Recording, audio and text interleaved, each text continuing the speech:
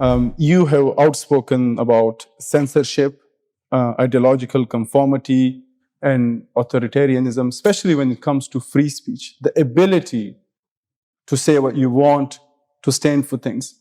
But one thing, especially within the Western ideals, we have seen a double standard when it comes to critiques and those vocal voices speaking for Palestinian rights. In the last 2 years, students protesting, protests have been curbed, mass surveillances, whether in the UK or the United States. Why have you not condemned this suppression of free speech? Is this not a textbook case There's been very little bloody evidence of free speech suppression, for example, in this issue in my country, in Canada. There's been a plethora of demonstrations on the pro-Hamas, pro-Palestine side. And so the idea that that's been squelched somehow is preposterous.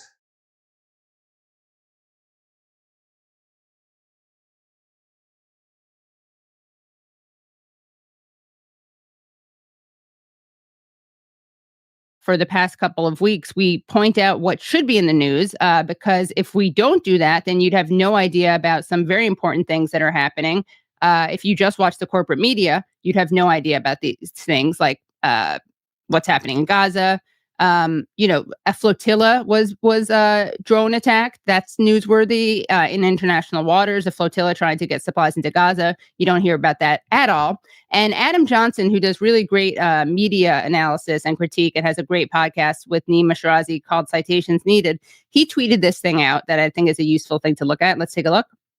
It's now been 7 weeks since Israel recommenced its bombing and starvation campaign in Gaza, and none of the quote-unquote agenda-setting Sunday shows, ABC's This Week, CBS's Face the Nation, NBC's Meet the Press, CNN's State of the Union, have mentioned it once. 28 total episodes.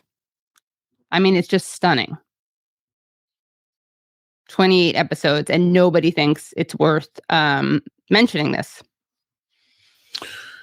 It's the normalized genocide, and we ran out of words a long time ago, but that says it all right there. Just they don't even bother to mention it. If Israelis had suffered a fraction, a decimal point, where the fraction of the atrocities that Palestinians suffer every single day, it would be front page news. It would be top story on all these shows that have breaking news alerts and correspondents on the ground and dramatic scenes. But when Palestinians endure starvation, daily massacres, all the people still buried under the rubble of U.S. bombed, of homes bombed with U.S. made weapons, it's all completely normal that it's not even worth acknowledging. Yeah, it's really awful. So not only is Jordan Peterson supporting Israel's Holocaust and genocide against Gaza, not only is he wrong to say that claims of free speech being denied are preposterous, but he's been wrong before, and he's a complete fraud.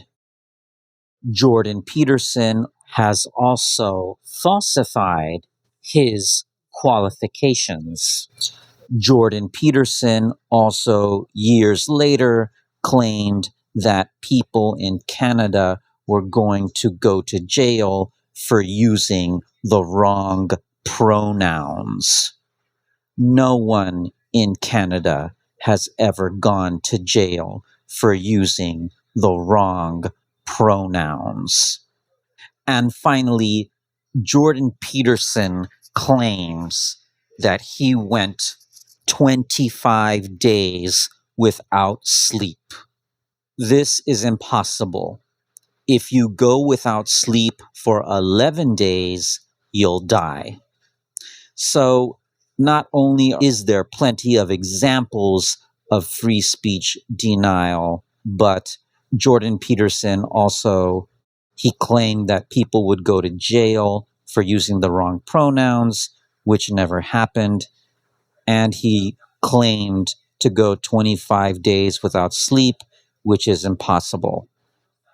Stop listening and reading Jordan Peterson. Free Palestine. Hey, thank you so much for watching the video. Please like, please comment, please share, please subscribe to Risky Edges and turn on bell notifications. Please support independent media. Thank you.